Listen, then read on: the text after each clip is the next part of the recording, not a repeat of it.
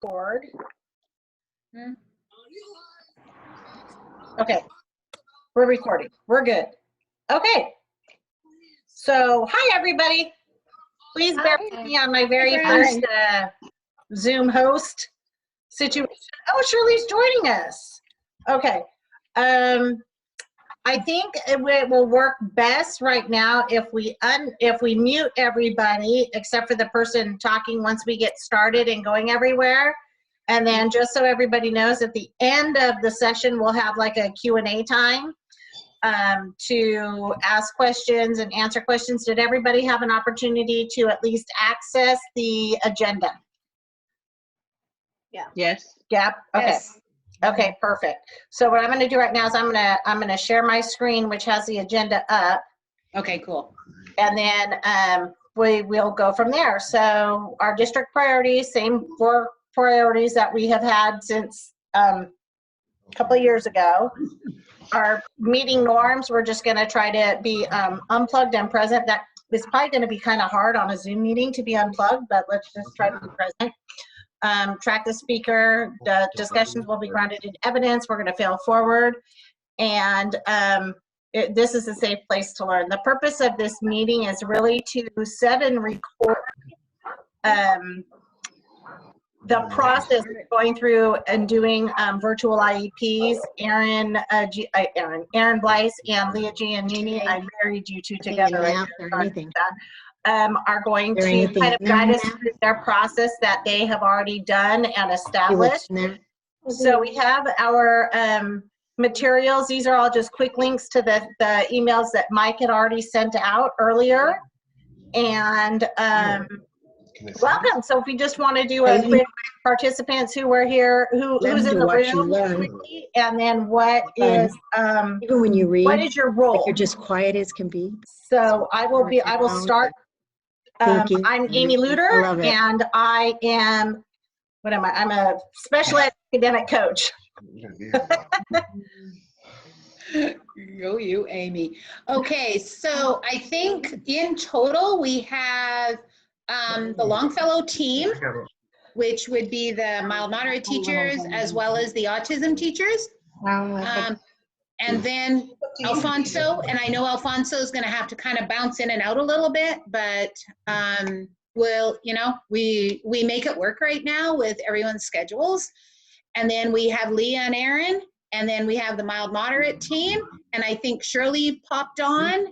I'm not sure if anyone else, because I'm trying to go through. We have Octavio also. I think Nikki joined us. Oh, there's Nick. Hey, Miss Nick. I'm gonna put you guys on mute though, because I have a second grader still doing math. Yeah, you go, girl. It's fun. Same. Yeah. So, okay. So what we're really, the purpose of today is that I had an email from Alfonso, and he was asking for some support on exactly what a virtual IEP was and looked like. And since none of us have done one before, I did reach out to Aaron Blythe, and we had a Zoom meeting. We talked about it, and we're very fortunate that him and Leah are present today to help us walk through some of those technical components as far as setting it up, doing the meeting, translation, DocuSign, getting information to parents, all of those types of things.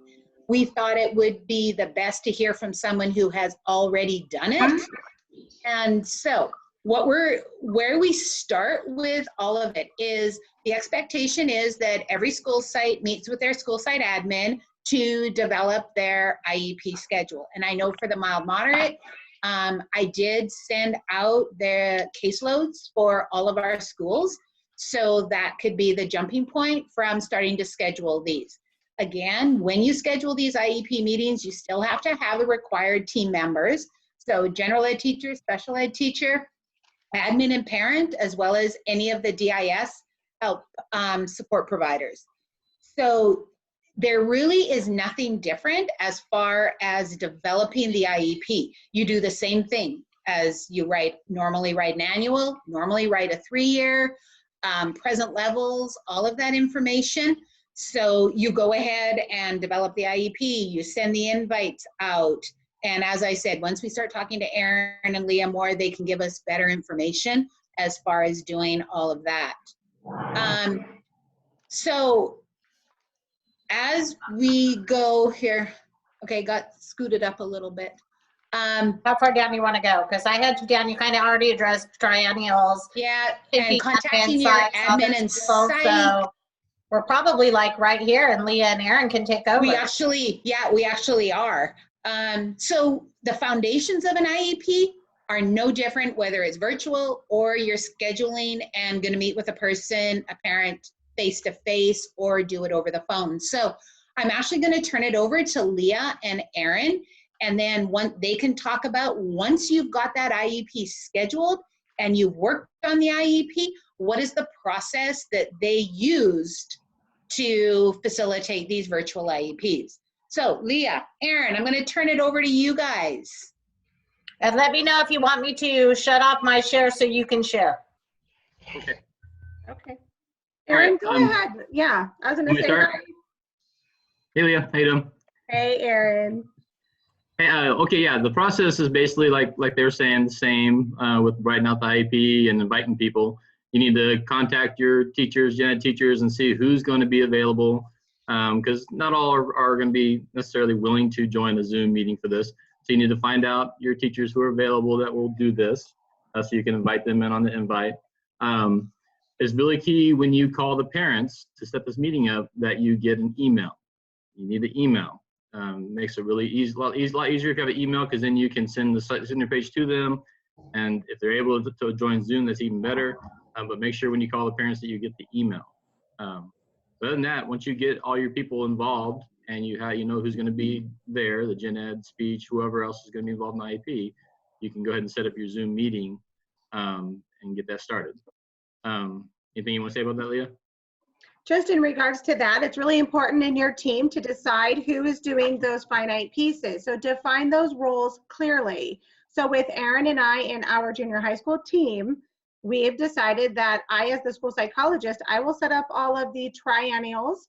I ask our case manager to invite a gen ed and an admin, but and they contact parent, but as for getting it onto the calendar, setting up the Zoom meeting, creating the signature pages, on the triennials, I take care of that.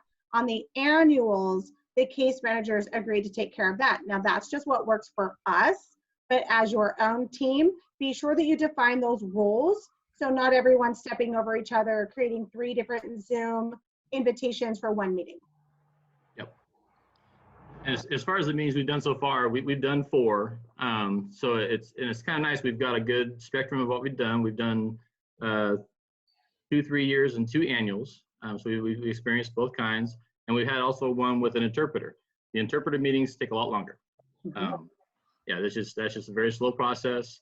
One recommendation with the interpreter meetings is that you have the interpreter do the phone call, because it is much easier for them to hear and talk with the parent instead of going through Zoom, which sometimes is hard to hear what's going on with the parent. So if the interpreter is doing the call, it's a lot easier to speak with the parent. As far as once you have the meeting all set up, the actual Zoom meeting itself is really very simple. I mean, it's just like a phone conference. You can have the parent can either be, if they're able to do Zoom, that's excellent. It makes it much easier if they can. But if they can't, then you can just, all the participants, all the staff are on Zoom, and the parent is on the phone, with the speakerphone, put it near the speaker on your computer, and then it would be just like a telephone conference. The parent would be able to hear the teacher speak, and just like a normal meeting, you go through the agenda.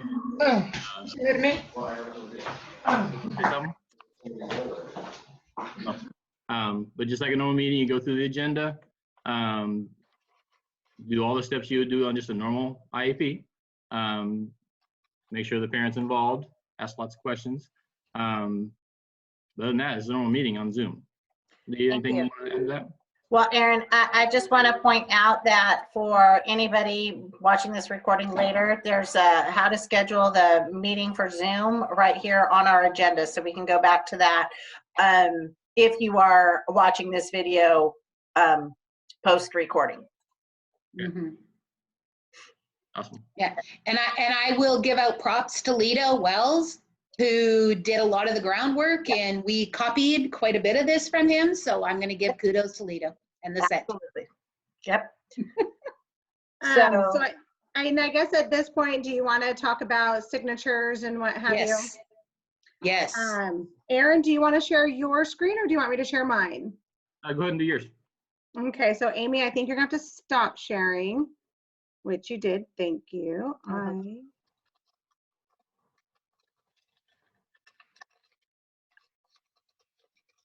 I'm going to share. I think that one will do it. And Yep, we're on. y'all see my share? Okay. So Cyrus has come a long way in a very short amount of time. One thing Cyrus realized is when you're looking at these virtual IEPs, clearly we need a way to get signatures from all participating team members. We had started, Aaron and I, we started with DocuSign, but now that we're with Cyrus, confidentiality wise, Jody, is it okay if I pull up a student record in Cyrus Yeah. for the video or just To no? be able to show. To how? show the signature? I'm gonna say yes because everybody here's a special educator. Right, Yeah. okay, wonderful. So Yeah. we have, Aaron, Catherine's open, right? As No, a don't try? do Catherine. Do Who's open? who's open right now? That's a good question. Can you just use? No, yeah, it has to be one that's not finalized, right? Yeah, let me see. Who has one right now? I think. I think I've got one. If I could spell it right, I've got one. Sorry, guys. We can probably use Dominic. Okay. I'm pulling up one. Yeah, here we go. So Cyrus has come a long way in virtually allowing people to sign. So that's really been super functional. When you pull up the signature page, and you're going to want to do this when you're during your meeting, especially if you have a parent on Zoom, it would really look just like my screen looks.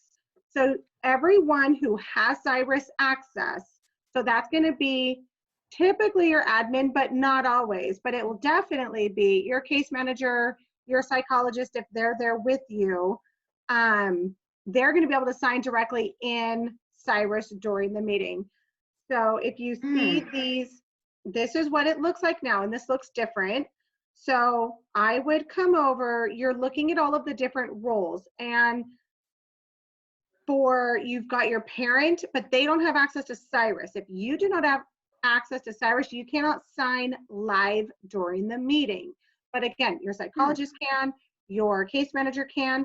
If your admin has access to Cyrus, they can. But think about your gen ed will not be able to, and your parent. Everyone else should, right? Your nurse, your speech, everyone else should be able to. One thing to think about is that, and this has happened actually. The last meeting I just did on Friday, my vice principal hadn't been on Cyrus for a while, so he didn't remember how to get on it, hasn't used it for a while, and so we had trouble getting him in there. So make sure that the people you're going to use as your admins are up to date on Cyrus and able to get in and log in. So right. So for all of us that have access to Cyrus, you're simply going to click on your role. I'll click on mine. So for school psych, you're literally taking your mouse. Whoop. Don't judge. I'm just have to perfect my terrible signature. So no judging allowed. And then you're going to enter your full name, and then you literally click sign. I'm not going to click sign because this is not the signature page I used for this student. But if I click sign, that signature drops in right at school psychologist because that's where I clicked in. yeah, So it's that simple. You can delete it after you sign it. I can? Are you sure? Yeah, the parent I worked with today, he mistakenly, when I was giving him directions because we were on the phone, we were doing the initial part, and he just started initialing all 8 of them. Okay. I was like, whoa, whoa, whoa. And so Right, so take them off. that's going to be a thing. So then I just click sign, and it's going to drop right in for us. So it's right there. So again, your speech language can come in and do their own. Your admin, if they have access, can come do their own. Your special ed teacher can come do their own. Now, for gen ed teacher, we know gen ed teachers do not have access to Cyrus. We want to be able to, Aaron, talk me through that. Where we need to be able to email this one. Yeah, you're gonna have to go back out. Go back out of the page. Back So to I'm going to the, save and return. Yeah. So I've saved that signature, correct? yep, and then go down. Come back into And the then page. over here where Oh, it says send request. Yeah, Right here. So send request for input. That's where we're going to manage parents, if they have an email address, and then any other member, IEP team member without Cyrus access. And again, it's very simple. It's very straightforward. This is a gen ed teacher. I'm just going to pretend and send it to Aaron. And then I just know his email is. And then after you've used that person, right? Like if you're using the same team at bcsd.com, then they'll start automatically populating just like they do in your email, which is great. And then save and open email. I've clicked right here that the role, he's a gen ed teacher. Send and open email.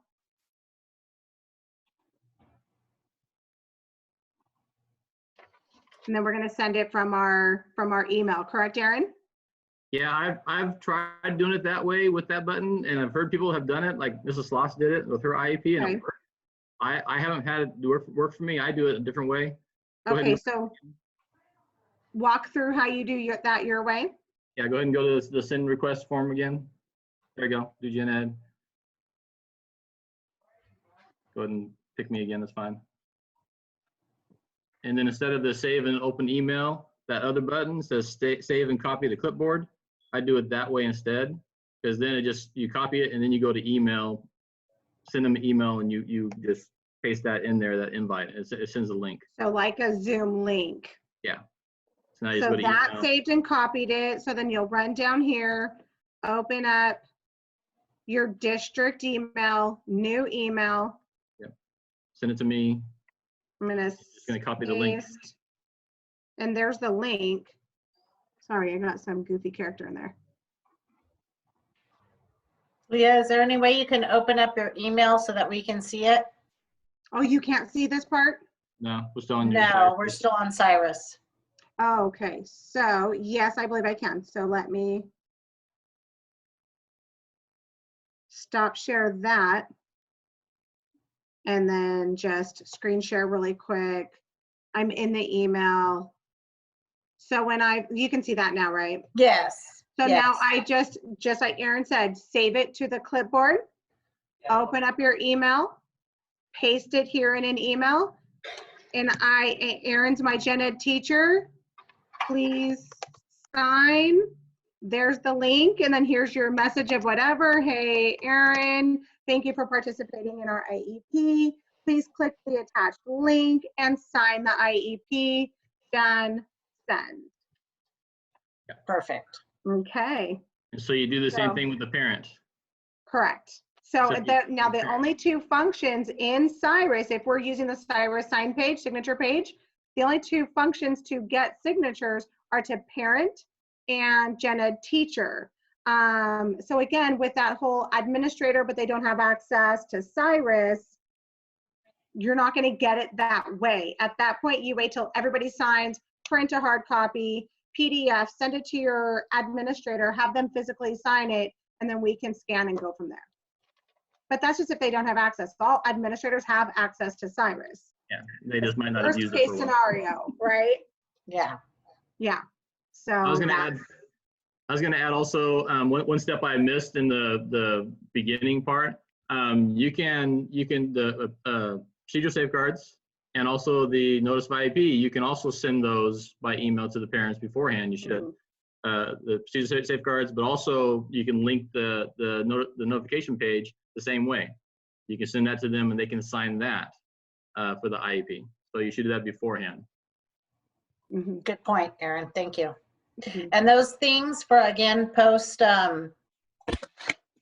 video watchers, those are all in our, linked in our, on our agenda here. So you can see here, we have procedural safeguards in English, procedural safeguards in Spanish, how to attach them on the file to email if you're not familiar with how to do that. And then as far as conducting a virtual IEP, as a regular one, we have the large document right here, virtual guidance document. Then this lays it out very nicely and supports what's written here on the agenda. Yeah. The only problem that you're going to have is if the parent does not have an email. Yes. Then there's no way to give them the page to sign. So they still do the food service at school, so the parents are coming to school to get food. So what I'm going to do is I'm going to contact the parent at the meeting, so we can talk to the parent and see if there's a way we can get them to sign a physical copy at the school, just social distancing and all that. But that's basically the only way we can take care of that. Okay.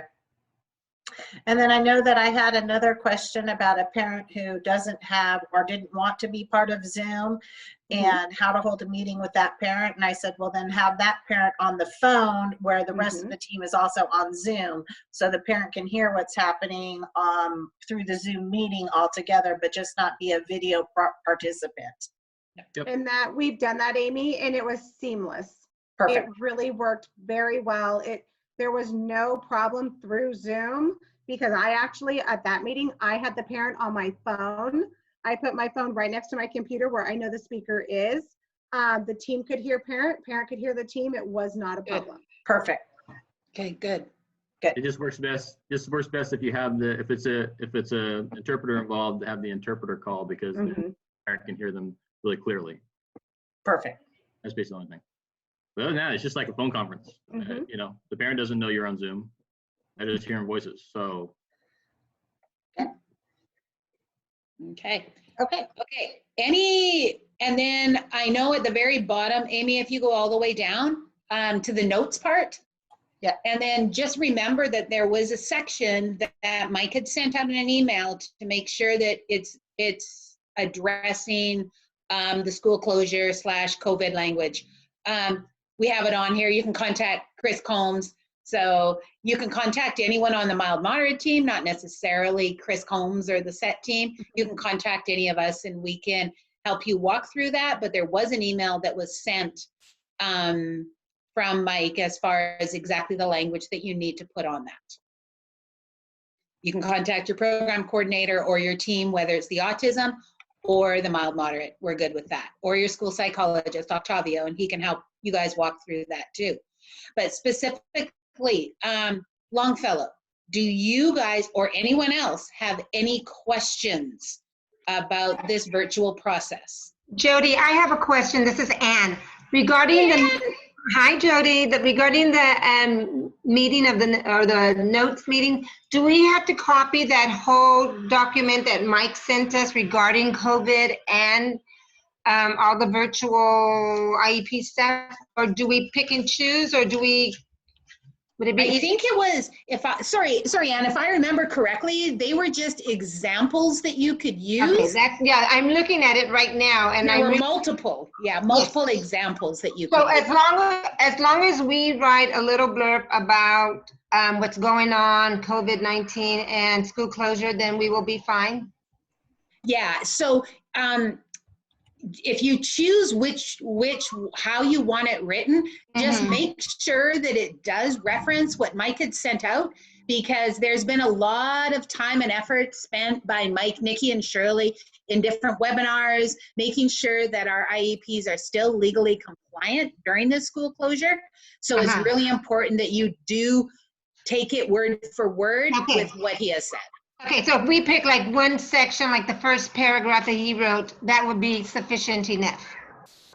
Yeah, that's my understanding. Nikki or Shirley, is that correct? So that is correct. So there's multiple options, because uniquely with working with that team, and sometimes it's a mild moderate or a mod severe, it might feel like it's a little different, but the two key points is, number one, that their FAPE offer is when we are technically going, what is the FAPE offer that you're doing in that IEP? It's really when they're back in brick and mortar, right?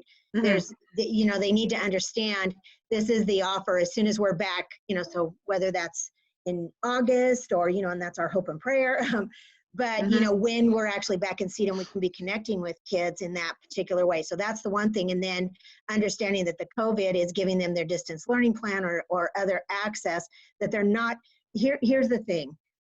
There are a number of attorneys, and I always have to deal with this. And so I hate to kind of just lay it as it's a negative, and I don't mean it that way, because we're really strong as a district in ensuring that we build the support in the language that we're using, because when they request records, right, an attorney requests records, they can only go with what we've written.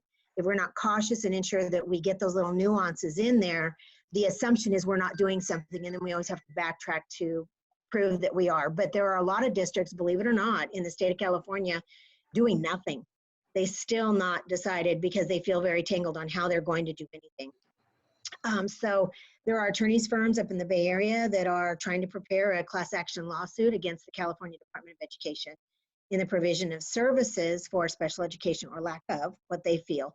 So if you look at the language there, it's very clear that they are getting special ed services. It just looks different in the distance learning plan, and that they are still going to get their FAPE. We're not denying them their FAPE. So it's those two key things, but depending on your family, depending on the nuance, that's why there's a couple of options, because for some teams the language feels more natural, and others it feels very, somebody else wrote it. So does that make sense? Yes. Okay. So I pulled up the notes really quick just so we would have them.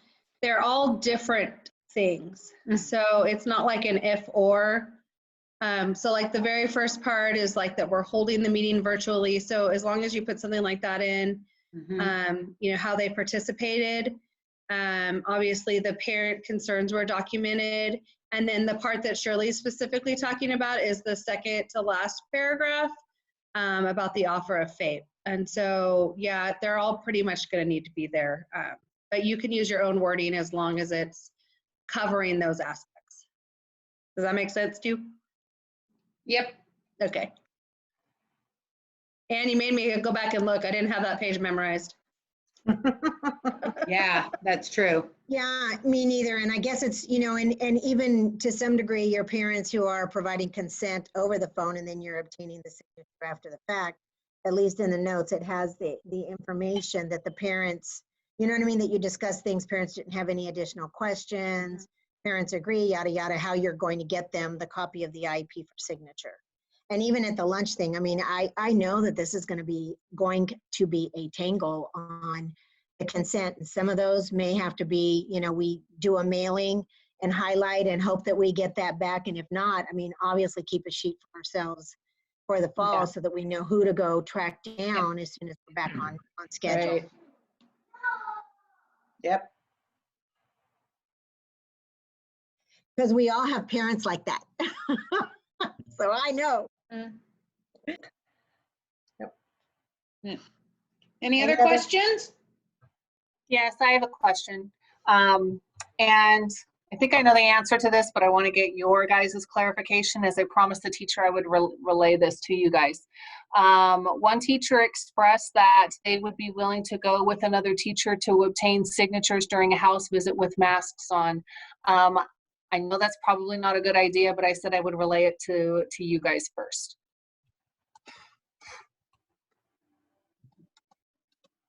Okay, so here's what I think in regards to that.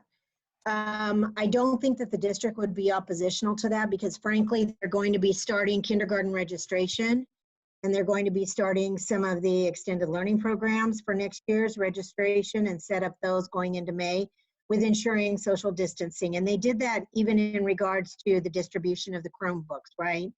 So tried to work to maintain social distance, obviously using masks and so forth. And then, if they're having the parents sign the IEP document, I guess that's the issue, is the Because what they're doing with the kinder registration and so forth is the parent is getting a pen. You're not taking that pen back. So it's a one touch, right? That pen just stays with whoever has it. And then the kindergarten packet is going into a box because, you know, the idea is that the COVID is, you know, within 48 hours is going to be, it's going to die on its own if you're not handling that paperwork. So, you know, perhaps if it's slid into an envelope and the only person holding the envelope, let's say I'm the teacher, I go to the home, I take out the paperwork, parent signs it, slides it back into the envelope. I'm the only one who's actually handled the envelope. If those are set aside and not touched for 48 hours, you should be fine. Because that's how the district is handling deliveries, right? Everybody's getting their deliveries on Wednesday. Everybody is then especially funded, our people, everybody on Monday. So you check in and handle your invoices on Monday because then that's ensuring that anything that came in on the deliveries that may be affected is gone. Right. So I would think as long as they're just, you know, we have a manila envelope and that's the only person in this interim until we know that maybe not handling things. But, you know, they're going to be doing it at school sites because we're doing kinder registration starting in May. So parents will be there. So maybe I'll respond with use extreme caution, using examples that you just gave and just not advertise it to the rest of the teachers. Right, yeah. I mean, you know, because that, I mean, and we're not going to have a lot, frankly, a lot of teachers that are going to want to do that. You know, I mean, that, you know, mailing something is going to be what they prefer to do, or just documenting parent consent at that moment and then hanging on to it in the fall and then trying to seek signatures at the end, you know, create your own spreadsheet, so to speak, and say, I've got to follow up with these families. Yeah. But, you know, maybe, yeah, I mean, Erin's idea of coming for food service and it's available for them to sign and then slide back into the envelope. And then there's a box or so, but you know, I mean, it would be the same thing. Who's going to touch it, right? It's going to have to go into some sort of a box and then just be left alone for a period of time. Hand sanitizer. Lots of hand sanitizer. And, you know, just take a box of pens. I mean, you know, we need to provide some pens. We'll try to see what we have already there. Trying to process orders is a nightmare as well. But, you know, just to have a single pen so that we don't retrieve the pen back either if the parent signs. Right, exactly. Right. So we're gifting them a pen. Yes. Hey, they probably need them. Yeah. Okay. Anyone else? No? Okay. Well, if there's no other questions, then what we'll do is our plan is to go ahead and upload this so that it would be available to send out to our coordinators. And then as they're needing it, they'll be able to send it to their teachers that are asking for specific help. But I know for the autism team, I know Tracy and Leah and everybody more than willing to help answer any additional questions that you guys might have. And then of course, Vanessa and Natalie, anything you guys need, Amy and myself or any one of us are able to answer and address any questions you have. And also you have Octavio, who's had a lot of meetings with Mike and understands the nuances of all of it too, would definitely be an asset to go to. You know, and just so you guys know, to answer April's question regarding you know, if people want to do home visits, I'm going to say again, another reason that that's probably a yes is that we're preparing to deliver assistive technology for parents who have requested the actual AT devices that go with their students. So we're taking those AT, I mean, we've cleaned the AT devices, but we're taking the AT devices and specifically delivering those to homes and having them sign the contract and then bringing the, you know, the tech loaner agreements and then bringing those tech loaner agreements back with us. So we're already going to be doing that for AT kiddos and doing direct delivery. So for those parents who really, teachers who really want to do it and parents would like to have that access right away, then yeah. You know, maybe take just the signature page, but then a separate copy for the parent to look through.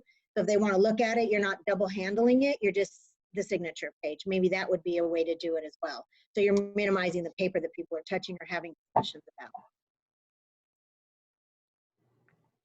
Jody, can I add something really quick? Sure. So we have most of the Longfellow team here. Sandra had sent an email yesterday after she had some conversations with parents who aren't wanting to hold virtual IEPs. They want the assessments in the fall. I was going to email back. I know there's been a couple of emails since then. I just haven't got a chance. We still need to hold those IEPs. And then when we look at the triennial worksheet, we need to indicate that we're going to do those assessments in the fall. So even though they don't want to attend a virtual IEP, that team will still hold the IEP, do the worksheet, indicate that we're going to do those additional assessments in the fall. Okay, and I know there were some different scenarios, and I can look back through the email, Sandra. I saw it late last night, and I was like, oh, there's no way, I can't answer right now. Sorry. Look back through it and see if there was anything specific that I needed to add to it. That's Okay. my peace time, you know, when everyone's asleep and I can I hear you. function. I do the same thing, but last night it was like, oh, we were outside all day in the heat.